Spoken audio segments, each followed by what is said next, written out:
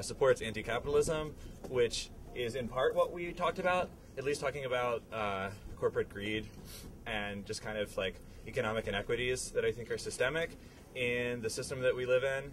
And I'm totally fine disrupting this action because I think that they're just talking about talking and not doing anything, and taking some sort of action and letting our voices be heard is super essential to at least start the dialogue. I think that this is a start, but this isn't the end of this conversation, and we're here to just see how far we can push things. Why that moment to interrupt the Tax and Finance Commission? I don't know, I didn't say it. Because, I mean, I think any moment is totally fine. We can speak when we want. So we're going to. But, yeah, I don't know exactly why that particular moment. I mean, the function of being here is because there's, you know, we're giving a lot of tax breaks to the rich, and we're here to protest that because that's a really crazy, insane way of viewing the world. So you chose the day when they were focusing on taxes? Yeah, there's... yeah, the function of today was to, if we're going to give tax breaks to millionaires and billionaires, that we're here to kind of protest that because it fundamentally shows this class divide, and we're really at a crucial moment right now when we can't have this economic inequity in a system that's already collapsing. But what about the change in the tax code that did tax some of the wealthiest New Yorkers? Isn't that a step in the right direction? You're not addressing that? Didn't tax them. I mean, it doesn't really do anything. I mean, I'm talking about capitalism. I'm not talking about, like, a petty tax break. So, to me, like, I don't think that does anything. I think it's... tax hike. Yeah, I don't think that...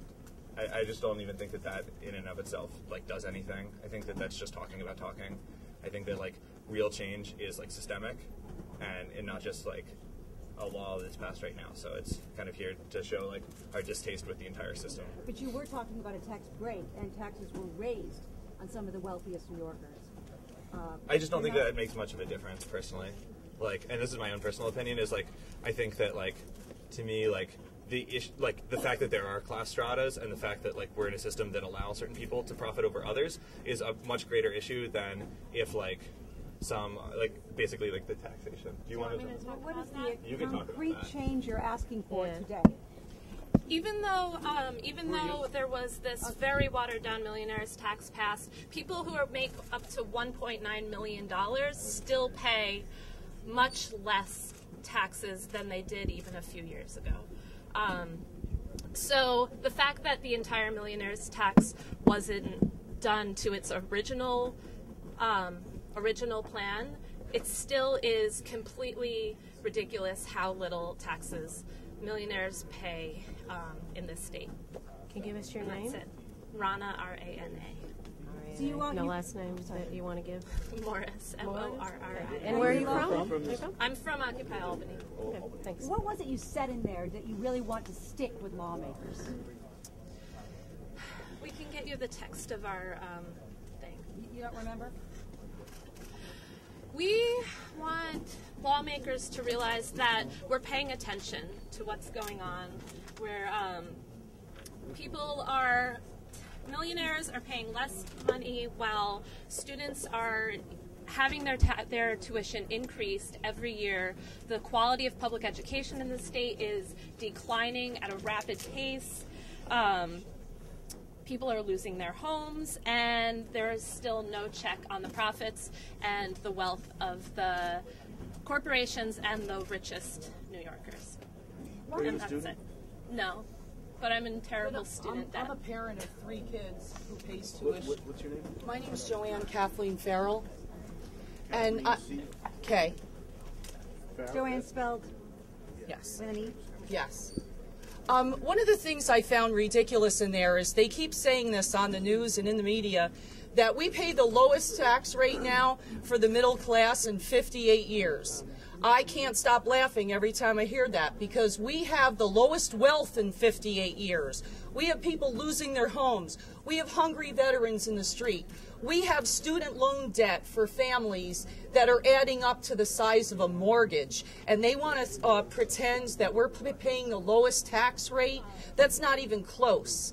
If you go in the store and pay 8.5% tax rate, ask yourself what Verizon is paying. They're paying 2.6% tax rate. How is that fair? We live in a country where I don't even know if this qualifies as capitalism. It looks like corporate communism to me, because they're government funded, bailed off, paid out, and we are paying for it. And somehow that doesn't seem fair to me. What about interrupting a budget hearing like this? For instance, why do you think that Maybe you're is confused. effective? I remember learning about George Washington in school, and I think George Washington was right. I'm going to interrupt a meeting, I'm going to interrupt a budget council, I'm going to interrupt a party, and I'm going to keep it up until there's some fairness going on here. And it's time it came. You know, whatever happened to democracy? Look at what's going on, the Defense Authorization Act. You got to be kidding me. We are sticking up for all of you, and you don't get it. Members of the media, we have a one sheet here that clearly lays out. Easier time. You guys get that one copy of one sheet? Thank you. Hey, you can't occupy New York tax control. It's okay. I gotta go with the flow. I'm sorry.